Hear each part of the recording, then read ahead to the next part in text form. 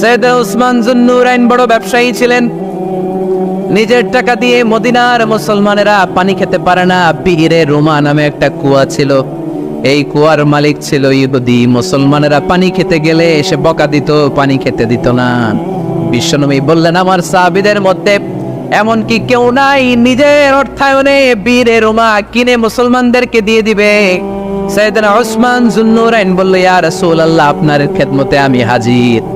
মুহূর্তের মধ্যে সাইয়েদনা উসমান যুন্নুরাইন নিজের অর্থায়নে বীরে রোমাটা কিনে মুসলমানদের জন্য সদকা করে দিয়েছে। তো ব্যবসা না করলে, কর্মঠ না হলে, উপার্জন না হলে সদকা করা যাবে? চিল্লায় বলেন, করা যাবে? সুনানে তিরমিজির বর্ণনা, বিষ্ণু ঈসা ইসলাম মক্কা থেকে যত সাহাবারা হিজরত করে মদিনায় এসেছে, মদিনাতে কোন না কোন সাহাবার সাথে বিশ্বনবী ভ্রাতৃত্বের বন্ধনে আবদ্ধ করে দিয়েছে। সুবহানাল্লাহ পড়েন। এজন্য মক্কা থেকে যারা এসেছে এদেরকে বলে মুহাজির। এদেরকে কি বলে? আর মদিনায় যারা ছিল এদেরকে বলে আনসার। এদেরকে কি বলে? আওয়াজ করে উত্তর দিবেন। মক্কা থেকে যারা এসেছে তাদের নাম, আর যারা মদিনার সাহাবী তাদের নাম আনসার। আজকে এই মাহফিলে লক্ষ্মীপুর এর বাইরে থেকে কারা কারা আসছেন দেখি? মাশাআল্লাহ, মাশাআল্লাহ, অনেক আসছে। আল্লাহ ভাইদেরকে তুমি কবুল করো, হাত নামান। এই যে লক্ষ্মীপুরের বাইরে থেকে যে ভাইরা আসছে তারা লক্ষ্মীপুরের মেহমান, ঠিক কিনা? মক্কা থেকে হিজরত করে যে সমস্ত সাহাবারা এসেছিল তারা ছিল মদিনার মেহমান। বিশ্বনবী এক এক মক্কার সাহাবীকে মদিনার এক এক সাহাবীর সাথে ভ্রাতৃত্বের বন্ধনে আবদ্ধ করে দিলেন। আব্দুর রহমান ইবনে আউফ রাদিয়াল্লাহু তাআলা আনহু, ওনার সাথে ভ্রাতৃত্বের বন্ধনে যে সাহাবীকে বিশ্বনবী আবদ্ধ করে দিলেন, ওনার নাম হচ্ছে সাআদ ইবনে রাবিয়া। কি নাম? মদিনার অনেক বড় ব্যবসায়ী। বিশ্বনবী বললেন, ও আব্দুর রহমান ইবনে আউফ, সম্পদ ছেড়ে দিয়ে, পরিবার ছেড়ে দিয়ে, স্থাবর সব ছেড়ে দিয়ে আল্লাহ রাসূলের ভালোবাসায় মক্কা থেকে মদিনায় এসেছো। মদিনায় তোমার চিন্তা নাই, সাদ ইবনে রবিকে আমি তোমার ভাই বানিয়ে দিলাম। সাদ ইবনে রবি তোমার আপন ভাইয়ের মতো। সাদ ইবনে রবি বলল, আব্দুর রহমান, জীবনে তোমারে কোনোদিন দেখি নাই, তোমারে আমি চিনি না, তোমার নাম শুনি নাই, কিন্তু বিশ্বনবীতে তোমার দায়িত্ব আমাকে দিয়েছে।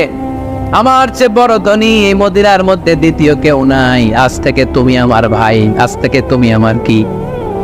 আল্লাহ আমাকে যত সম্পত্তি দান করেছে তার অর্ধেক সম্পত্তি আমি তোমার নামে দিয়ে দিলাম। ও আব্দুর রহমান ইবনে আউফ, শুধু তাই নয়, রব্বুল আলামিন আমাকে দুইজন স্ত্রী দিয়েছে। কয়জন? তুমি দেখো আমার কোন স্ত্রীকে তোমার বেশি ভালো লাগে, যার নাম তুমি বলবে সাথে সাথে আমি তারে তালাক দিয়ে দেব।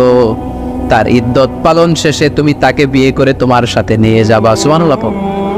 কারণ বিশ্বনবী তোমার দায়িত্ব আমার কাঁধে দিয়েছে, তুমি আমার ভাই। আমি মদিনার সবচেয়ে বড় ধনী, আমার অর্ধেক সম্পদ আমি তোমারে দিয়ে দেব। আমার দুই স্ত্রীর এক স্ত্রীকে তোমারে দিয়ে দিব।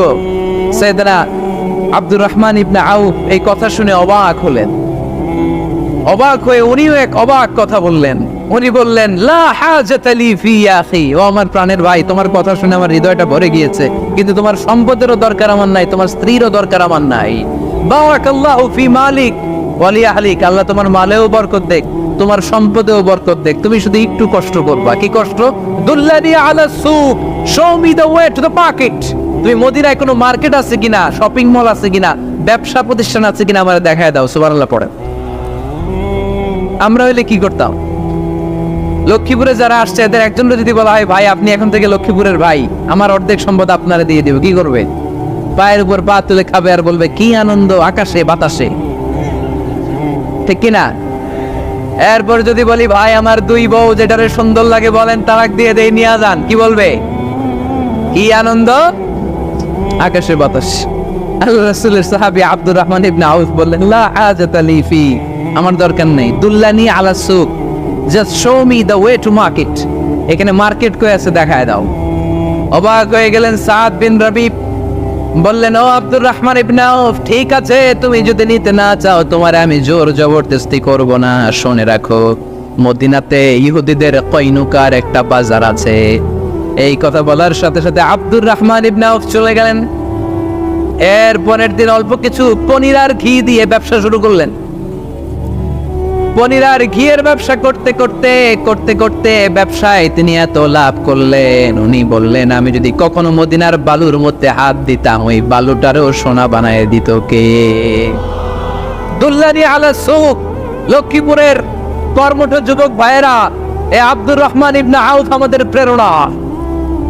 উনি অন্যের ঘাড়ে পাড়া দিয়ে খেতে চায় নাই, আরেকজনের উপর ডিপেন্ডেন্ট বা নির্ভরশীল হতে চায় নাই।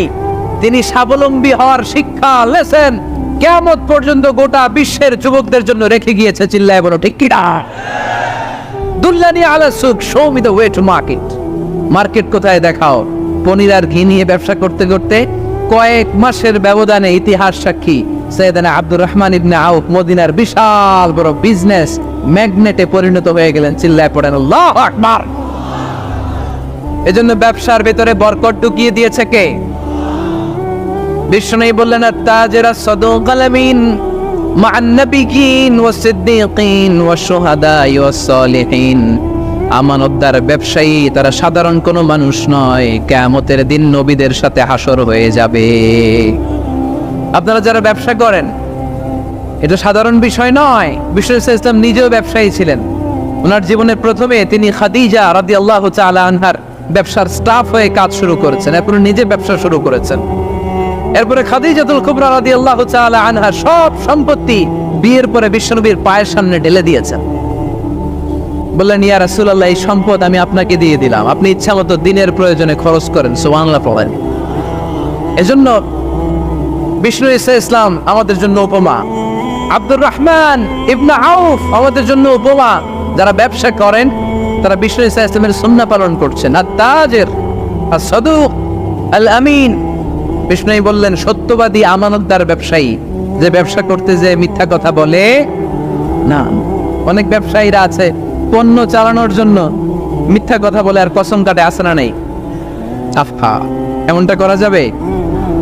সকালবেলা স্ত্রীরে বলে এই গরুগুলা বিক্রি করবো, তুই একটা দাম কত কমু?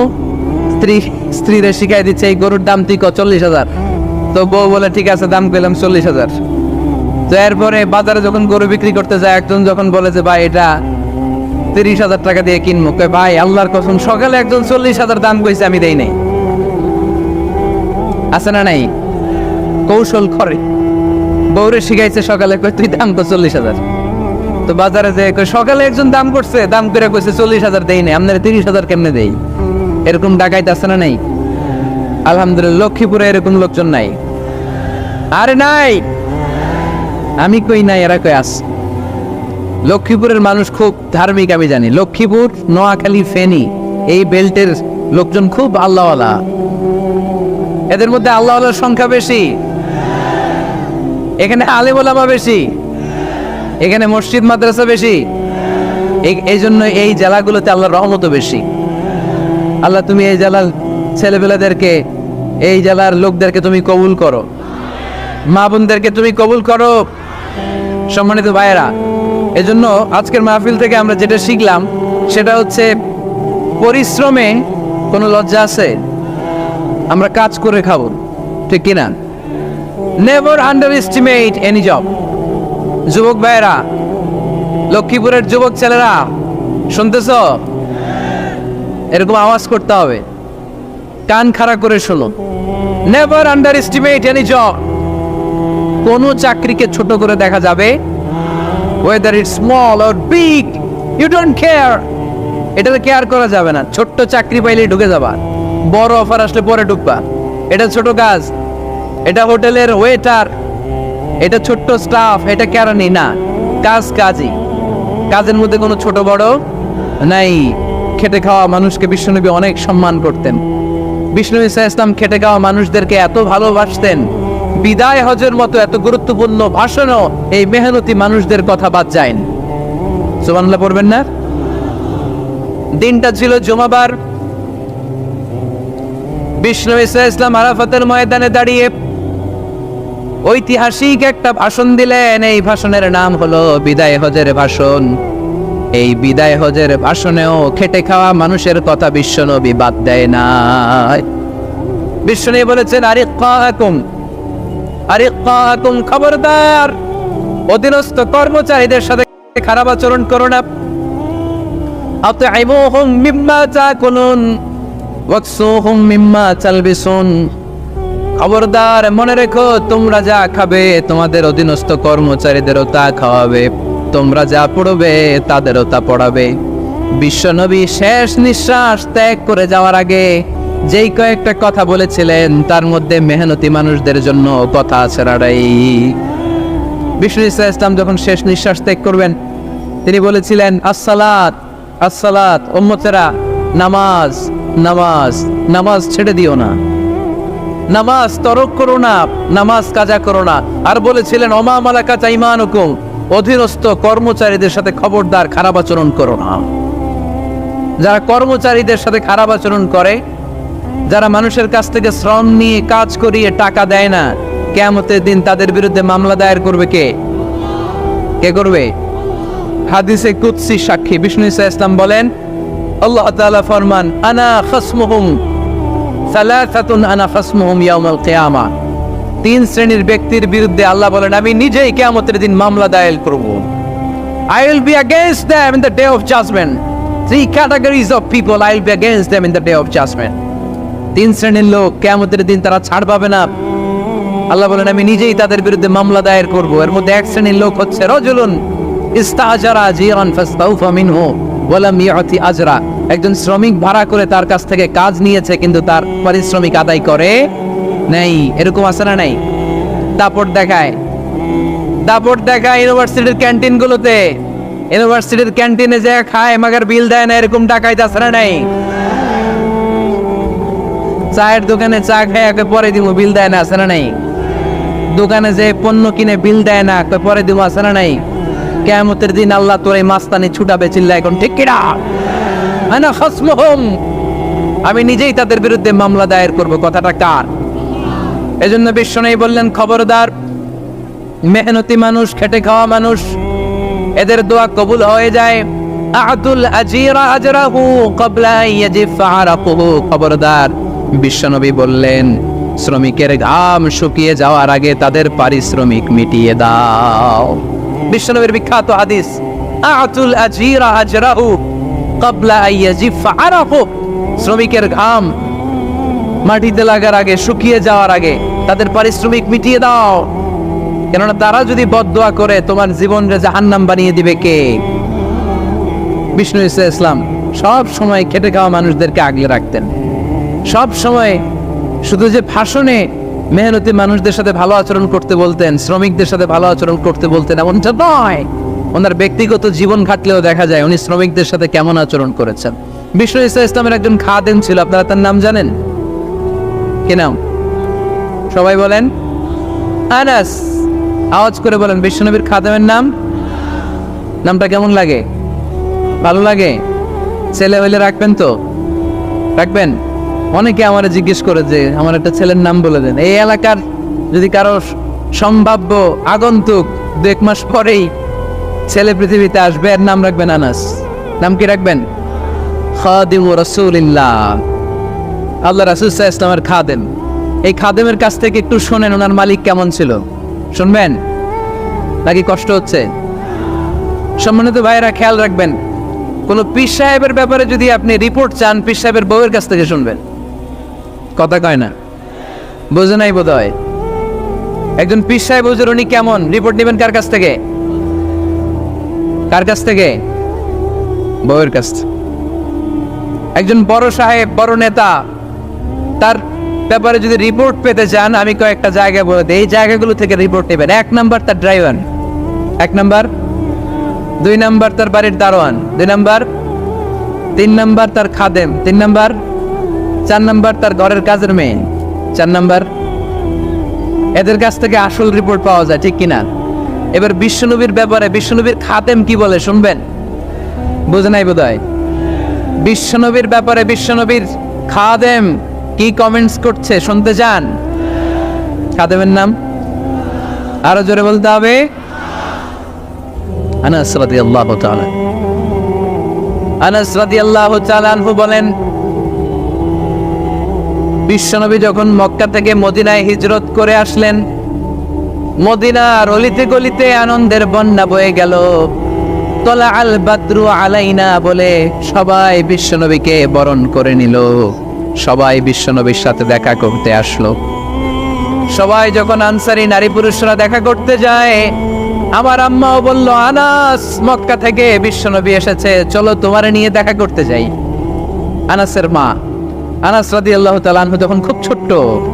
তিনি যে দেখে মানুষের ভিড়ে আনাসকে নিয়ে সামনে যাওয়া যায়, আর তিনি দেখলেন মদিনার অলিতে গলিতে মানুষের ভিড়, আনসারী আবাল বৃদ্ধ বনিতা নারী পুরুষ সবাই বিশ্বনবীর সাথে দেখা করছে। আর যারাই দেখা করছে হাতে কোনো না কোনো হাদিয়া নিয়ে বিশ্বনবীর সাথে দেখা করতেছে। সুবহানাল্লাহ কবেন না? আনসারী যত সাহাবারা বিশ্বনবীর সাথে দেখা করতে এসেছে কি নিয়ে আসছে? কথা কয় না? তাহা দাও তাহাব্বু, হাদিয়া দাও, একে অপরকে হাদিয়া দাও। তোমাদের মধ্যে ভালোবাসার বন্ধনকে বাড়িয়ে দিবে কে? আনাসের মা বললেন, আমি মানুষ ধাক্কাতে ধাক্কাতে বিশ্বনবীর সামনে পর্যন্ত গেলাম, যে দেখি সবাই বিশ্বনবীর হাদিয়া দেয়। আমি বিশ্বনবীর সামনে যে কাঁদো কাঁদো সরে বললাম, ইয়া রাসূলুল্লাহ ইয়া হাবিবাল্লাহ, লাম ইউবকি রাজুলুন ওয়ালা ইমরাআতুন মিনাল আমসার ইল্লা ক্বাদ আতহাফাকা বিতুহফা। ও নবী, আমি দেখতে পেয়েছি আনসারী এমন কোন নারী নাই, এমন কোন পুরুষ নাই যে আপনাকে আপনার হাতে কোনো না কোনো হাদিয়া দেয় নাই। ওয়া ইন্নী লা আকদিরু আলা যালিকা মা উতহিফুকা বি। কিন্তু ইয়া রাসূলুল্লাহ ইয়া হাবিবাল্লাহ, আমার কাছে তো কোনো টাকা নাই, আমার কাছে কোনো পয়সা নাই, আমার ঘরে এমন কোনো জিনিস নাই যেই জিনিসটা আমি আপনারে হাদিয়া দেব। ইল্লা ইবনি হাদা, আমার এই নার ছেড়া ধন কলিজার টুকরা সন্তান আনাস ছাড়া। ও আখিরি জামানার পয়গম্বর, আমি আমার কলিজার টুকরা আনাসকে আপনারে হাদিয়া দিয়ে দিলাম।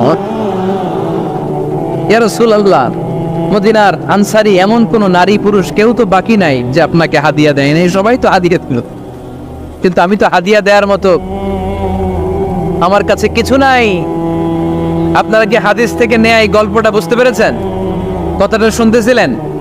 আনাস রাদিয়াল্লাহু তাআলা আনহুর মা বললেন, ইয়া রাসূলুল্লাহ, আনসারী এমন কোন নারী নাই, এমন কোন পুরুষ নাই যে আপনারা হাদিয়া দেয় নাই, কিন্তু আমার তো হাদিয়া দেওয়ার মতো কিছু নাই আমার এই কলিজার টুকরা আনাস ছাড়া। কি আর আমি করব? আমার কলিজার টুকরা আনাসকে আমি আপনার দরবারে হাদিয়া দিয়ে দিলাম। ইয়া রাসূলুল্লাহ, আমার ছেলেটারই আপনারা হাদিয়া দিলাম। খুদ হাদা ইয়াখদুমু কামা বাদালাক, আপনার যেই কাজ লাগবে, যেই খেদমতের প্রয়োজন আপনার এই খেদমত করবে। ও নবী, আমি জানি আনাস আপনার বেশি খেদমত করতে পারবে না। আনাস আপনার মেসওয়াক এনে দিবে, অজুর পানি এনে দিবে, জুব্বা লাগলে জুব্বাটা এনে দিবে, ছোটখাটো কাজ করে আপনারে সাহায্য করবে। আমার কলিজার টুকরা সন্তানকে চিরকালের জন্য আমি আপনারে হাদিয়া দিয়ে দিলাম। আনাস রাদিয়াল্লাহু তাআলা আনহু বর্ণনা করছেন, আমি দাঁড়িয়ে দাঁড়িয়ে শুনছি আমার আম্মা বলছে আমি নাকি বিশ্বনবীর জন্য হাদিয়া। সুবহানাল্লাহ পড়েন। এবার খেদমত শুরু করলো সাইয়েদনা আনাস। ছোট্ট মানুষ কি আর করবে, কতটুকু খেদমত আর করতে পারবে? বিশ্বনবীর মেসওয়াকটা এনে দেয়। সুবহানাল্লাহ পড়েন। বিশ্বনবীর আতরের শিশিটা এনে দেয়, বিশ্বনবীর জাইতুনের তেলের বোতলটা আগিয়ে দেয়, বিশ্বনবীর জামাটা প্রয়োজনে বিশ্বনবীর হাতে এনে দেয়। সাইয়েদনা আনাস বলেন, আমি 1 বছর নয়, 2 বছর নয়, 5 বছর নয়, 7 বছর নয়, 10 বছর বিশ্বনবীর খেদমত করেছি। ফামা দারাবানি, 10 বছরে একদিনও তিনি আমারে মারে নাই। সুবহানাল্লাহ, একদিন আমার গায়ে হাত তোলে নাই। হাত তোলা তো দূরের কথা, ওয়ালা সাব্বানি, কোনোদিন গালি দেয় নাই। ওয়ালা আবাসা আলা ওয়াজহি, কখনো বিরক্তি স্বরে ভ্রু কুচকে আমার দিকে বিশ্বনবী কোনোদিন তাকায় নাই। সুবহানাল্লাহ পড়েন। কোনোদিন আমার গায়ে হাত তোলে নাই। আরে হাত তোলা তো দূরের কথা, আমাকে ধমকি পর্যন্ত দেয় নাই। ধমকি দেয়া তো দূরের কথা, আমরা অনেক সময় বিরক্ত হয়ে ভ্রু কুচকাই না। এরকম বিরক্তি হলে আমরা কারোর প্রতি বিরক্ত হলে কি হয়? কপাল ভ্রু কুচকে ওঠে, ঠিক কিনা? সাইয়েদনা আনাস বললেন, কোনদিন মারে নাই। খাদেম বলতেছে, খাদেম, বড় সাহেবের রিপোর্ট কার থেকে নিতে হয়? হয় খাদেম, নয় দারোয়ান, নয় ঘরের কাজের মেয়ে, তা না হলে ড্রাইভার। বিশ্বনবীর খাদেম বিশ্বনবীর ব্যাপারে কি কমেন্ট করছে? মা সাব্বানি ওয়ালা জারাবানি ওয়ালা আবাসা ফি ওয়াজহি। এই 10 বছরের খেদমতের জিন্দেগিতে কোনোদিন বিশ্বনবী আমারে মারে নাই। গায়ে হাত তুলে নেয়। আরে হাত তোলা তো দূরের কথা, একটা ধমকও দেয় নাই। ও নবী, অচিরে এমন এমন জিনিস আপনারে দান করব, এগুলো পেয়ে আপনি খুশি হয়ে যাবেন। সুবহানাল্লাহ। প্রথমে বললেন ওয়ালাল আখিরাতু খায়রুল লাকা মিনাল উলা, the hereafter is far better for you from this দুনিয়া। ও নবী, দুনিয়া থেকে আখিরাত অনেক উত্তম। ওয়ালা সাউফা ইউতিকা রাব্বুকা ফাতারদা, and sooner verily I'm going to give you something which will make you happy. আমি এমন এমন জিনিস আপনারে দান করব, আপনি খুশি হয়ে যাবেন। সুবহানাল্লাহ পড়ে। বিশ্বনবীর সবসময় খুশি রাখার দায়িত্ব কার? এজন্য বিশ্বনবীর উপাধি আল্লাহ দিয়েছেন হাবিবুল্লাহ। কি দিয়েছেন? হাবিব। আর সাইয়েদনা ইব্রাহিমকে ডেকেছেন খলিল বলে। কি বলে? খলিল মানেও বন্ধু, হাবিব মানেও বন্ধু। কিন্তু খলিল মানে এমন বন্ধু যে বন্ধু আল্লাহরে খুশি করার জন্য কাজ করে, আর হাবিব মানে এমন বন্ধু যেই বন্ধুরে খুশি রাখার জন্য আল্লাহ নিজেই কাজ করে। কার দাম বেশি? হাবিবের দাম বেশি। চিৎকার করে বলে ঠিক কিনা? এজন্য রাব্বুল আলামিন বলেন ওয়ালা সাউফা ইউতিকা রাব্বুকা ফাতারদা, ও নবী, অচিরে এমন এমন জিনিস আপনারে দান করব, এগুলি পাওয়ার মাধ্যমে আপনি খুশি হয়ে যাবে। এমন এমন জিনিস বিষ্ণুনবীকে আল্লাহ দিবেন যেগুলো পেয়ে বিষ্ণুনবী খুশি হয়ে যাবেন। বিষ্ণুনবীরে আশ্বস্ত করছে কে? আগাম সুসংবাদের বাণী বিষ্ণুনবীকে শোনায় দিচ্ছে কে? যে নবী হতাশ হবেন না, নিরাশ হবেন না, হাল ছাড়বেন না, আমার উপর ভরসা রাখেন। এমন এমন জিনিস আপনারে দেব, এই জিনিসগুলো দেওয়ার মাধ্যমে আপনার আমি খুশি করে দেবো। সুবহানাল্লাহ বলেন। কি কি জিনিস বিষ্ণুনবীরে দিয়ে আল্লাহ খুশি করলেন শুনতে চায়? শুনতে মনে চায়? কষ্ট হচ্ছে? ঘুমে ধরতেছে? হ্যাঁ, কথা বোঝা যাচ্ছে? তাকবীর দেওয়া যাবে? জোরে না আসতে? ভাগাভাগি করে দেন। 3টা তাকবীর বিবাহিত অবিবাহিত ভাগ করে দেন। প্রথম তাকবীর দিবেন বিবাহিতরা, দ্বিতীয় তাকবীর দিবেন অবিবাহিতরা, তৃতীয় তাকবীর সবাই মিলে দিবে। পারবেন? পারা যাবে? বিবাহিত কারা কারা আসছেন দেখি? ঘটনা কি এত কম?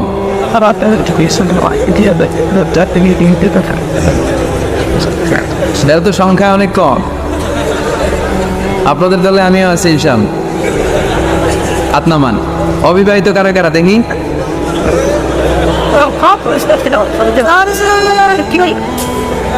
মাশাআল্লাহ মাশাআল্লাহ, হাত নামাও। প্রথমে আমি লিল্লাহি তাকবীর বললে বিবাহিতরা আল্লাহু আকবার পড়বেন, এরপরে লিল্লাহি তাকবীর বললে অবিবাহিতরা পড়বেন। দেখবো বাঁশখালীর কি অবস্থা আজকে। বাঁশখালীতে বিবাহিতদের জোর বেশি না অবিবাহিতদের জোর বেশি? সকলের জোর বেশি। মাশাআল্লাহ। শুরুতে বিবাহিতরা তাকবীর পড়বেন, আমি পড়বো লিল্লাহি তাকবীর, আপনারা আল্লাহু আকবার। পারা যাবে? বিবাহিতরা রেডি? দেখি কি অবস্থা। কাশি দেওয়া লাগবে? ঠিক আছে, বিবাহিতরা পড়েন লিল্লাহি তাকবীর। অনেক চেষ্টা করছে ওনারা, আলহামদুলিল্লাহ। এবার অবিবাহিতরা, হ্যাঁ, গলা দাঁড় দিতেছে। অবিবাহিতরা রেডি? পারা যাবে? ইনশাআল্লাহ। এবার অবিবাহিতরা তাকবীর পড়া লিল্লাহি তাকবীর। একেবারে দেখাই দিছে মাশাআল্লাহ। এবার সবাই মিলে 3টা পারা যাবে? পড়েন লিল্লাহি তাকবীর, লিল্লাহি তাকবীর, লিল্লাহি তাকবীর। আল্লাহ তাকবীরগুলোকে তুমি কবুল করো, মিজানের পাল্লায় উহুদ পাহাড়ের সমান ভারী করে দিও। আজীবন যেন তোমার নামে তাকবীর পড়তে পারি, তুমি তৌফিক দাও।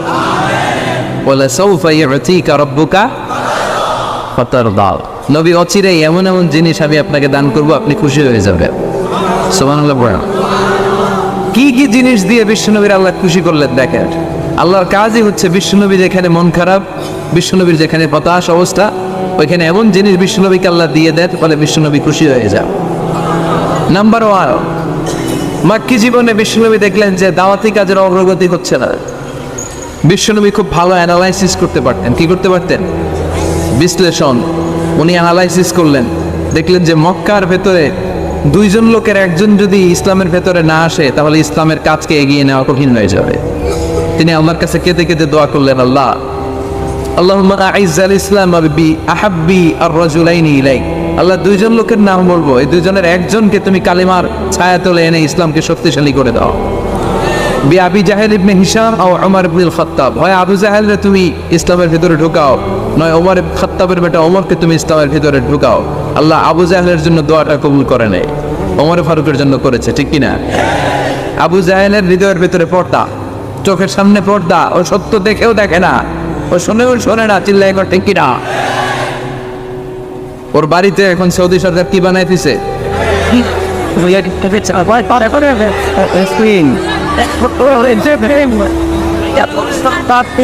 আম্মা ল্যাট্রিন বাঙালি হাজিরা গেলেই যাই বনাই দিয়ে আসে এবার। আবু জাহেল তোরে পাই না, তোর ল্যাট্রিন পাইছেন, তো ল্যাট্রিন পাইয়া এই কাম করে। আবু জাহেলরে পাইলে কি করতে হচ্ছে? জুতা পিটা করতে। এই আবু জাহেল সে কালিমা পড়তে পারে নাই, ওমর ফারুকের জন্য এই দোয়াটা কবুল করে নিল কে? বিশ্বনবী রাতের বেলা কেঁদে কেঁদে দোয়া করলেন, আল্লাহুম্মা আইজ্জাল ইসলাম বিহাব্বি রাজুলাইনি ইলাইক। আল্লাহ আপনার কাছে যারে ভালো লাগে এই দুইজনের একজনকে আপনি ইসলামের ভিতরে ঢুকান। আল্লাহ ওমর ফারুকের জন্য দোয়া কবুল করলেন। বিশ্বনবী তখন আরকাম ইবনে দারিল আরকামের ঘরে লুকিয়ে লুকিয়ে দাওয়াতি কাজ করতেন। ওমর ফারুক খোলা তলোয়ার নিয়ে ছুটে এসেছে বিশ্বনবীকে মারার জন্য, ছুটে আসছে। এই দৃশ্য দেখে হামজা ইবনে আব্দুল মুত্তালিব বিশ্বনবীর কাছে যেয়ে বলে, ইয়া রাসূলুল্লাহ পালিয়ে যান, ওমর ফারুক আসতেছে আপনাকে মারার জন্য। বিশ্বনবী বললেন, হামজা আপনি সরে যান, অন্যান্য সাহাবাদেরকেও সরে যেতে বলেন, ওমরকে আমার কাছে আসতে দেন। আমার মনে হয় ওই যে রাতের বেলা চোখের পানি ছেড়ে আমি আল্লাহর কাছে দোয়া করেছি, আমার এই দোয়াটা আজকে কবুল হতে চলেছে। ওমর ফারুক আসলেন, এসে তলোয়ারটা রেখে বললেন, আশহাদু আল্লা ইলাহা ইল্লাল্লাহ ওয়া আশহাদু আন্নাকা মুহাম্মাদুর রাসূলুল্লাহ। আমি সাক্ষ্য দিলাম আল্লাহ ছাড়া কোনো ইলাহ নাই, আর আপনি আল্লাহর প্রেরিত বান্দা ও রাসূল। আল্লাহু আকবার। ওমর ফারুক ইসলামের ভেতরে ঢুকে গেলেন, বিশ্বনবী খুশি হয়ে গেলেন, আল্লাহু আকবার। ওয়ালা সাউফা ইউতিকা রাব্বুকা, ও নবী এমন এমন জিনিস আপনাকে আমি দিব, আপনি খুশি হয়ে যাবেন। ওমর ফারুকটা ঢুকাই দিলেন ইসলামে, খুশি হয়ে গেল কে? কয় আল্লাহ। কে খুশি হইল? বিশ্বনবী খুশি হয়ে গেল। ওমর ফারুক ইসলামে ঢুকার সাথে সাথে ইসলামের শক্তিকে বাড়িয়ে দিল কে? ওমর ফারুক কালিমা পড়ার পরে বিশ্বনবীর বলে, নবী লুকিয়ে লুকিয়ে দাওয়াত দেন কেন? আলাইসাল কোরআন ও কিতাবুন হাক, এই কোরআন কি সত্য কিতাব নয়? বিশ্বনবী বললেন, কোরআন সত্য কিতাব। আলাইসা আনতা রাসূলুন হাক, আপনি কি সত্য রাসূল নন? আমিও সত্য রাসূল। আলাইসাল্লাহু ইলাহুন হাক, আমাদের আল্লাহ কি এক ইলাহ, সত্য ইলাহ নয়? বিশ্বনবী বললেন, আল্লাহও সত্য। ওমর ফারুক বলে, আমাদের কোরআন সত্য, আপনি নবী সত্য, আমাদের রব সত্য। ফাফিমাল ইখতিফা, তাহলে লুকিয়ে লুকিয়ে কেন? ফাফিমাল ইখতিফা, আর গোপন দাওয়াত কেন? বাইরে বের হয়ে পড়েন। আমি ওমর ফারুক আমার নেতৃত্বে আমি তাকবীর দেব। দুই কাতার করলেন, দ্বিতীয় কাতারের নেতা বানালেন হামজা ইবনে আব্দুল মুত্তালিবকে। প্রথম কাতারের নেতা নিজেই আরেকটা ভাষণ দিলেন, মান আরাদা আন তাফকুলা উম্মু ইয়াতামা ওয়ালাদু তারমিলা যাওজাতুহু ফালিয়াসুদ্দানি। তিন বাক্যের একটা ভাষণ দিলেন, বললেন, মান আরাদা আন তাফকুলা উম্মু, কে আছো মায়ের বুককে খালি করতে চাও? ইয়াতামা ওয়ালাদু, কে আছো সন্তানগুলারে ইয়াতীম বানাতে চাও? তারমিলা যাওজাতুহু, কে আছো স্ত্রীকে বিধবা বানাতে চাও? ফালিয়াসুদ্দানি, পারলে আমি খাত্তাবের বেটা ওমরে ঢেকাও। আল্লাহু আকবার বলে স্লোগান দিলেন। এই স্লোগানের আওয়াজ মক্কায় আর আগে হয় নাই। উনি পড়লেন লিল্লাহি তাকবীর, সবাই পড়লো স্লোগান শুরু। হাঁটতে লাগলেন, চলতে লাগলেন, হাতের সাথে হাত লাগিয়ে এই মক্কার জমিনে প্রকাশ্যে তাকবীর শুরু। আবু জাহেল, উতবা, শাইবা, ওয়ালিদ ইবনে মুগীরা সবাই ওমর ফারুকের সামনে এসে দিছে দৌড়। মিছিল থেকে বের হয়েছে, আইসা দেখে সামনে কে? ওমরে দেখে দৌড়। ওমর ফারুকের এমন হাইবত ছিল, মুশরিকরা ভয় পেত, মুনাফিকরা ভয় পেত, এমনকি শয়তান ওমর ফারুকরে দেখলে ভয় পেত। বিশ্বনবী বলছেন, ওমর মা সালাকা শাইতান সালিকান ফাজ্জান ইল্লা সালাকা ফাজ্জান গায়রা ফাজ্জিক। ওমর, তোমার যদি শয়তান কোন রাস্তা দিয়ে হাঁটতে দেখে, শয়তান ওই রাস্তা রেখে দিয়ে অন্য রাস্তা দিয়ে হাঁটে। আবার বিশ্বনবী বলছেন, লা নবিয়্যা বা'দি ওয়ালা রাসূলা, আমার পরে কোনো নবী নাই, কোনো রাসূল নাই, তবে আমার পরে যদি কেউ নবী হতো, নবী হওয়ার যোগ্যতা যদি কারো থাকে, আমার ওমরের সেই যোগ্যতা আছে।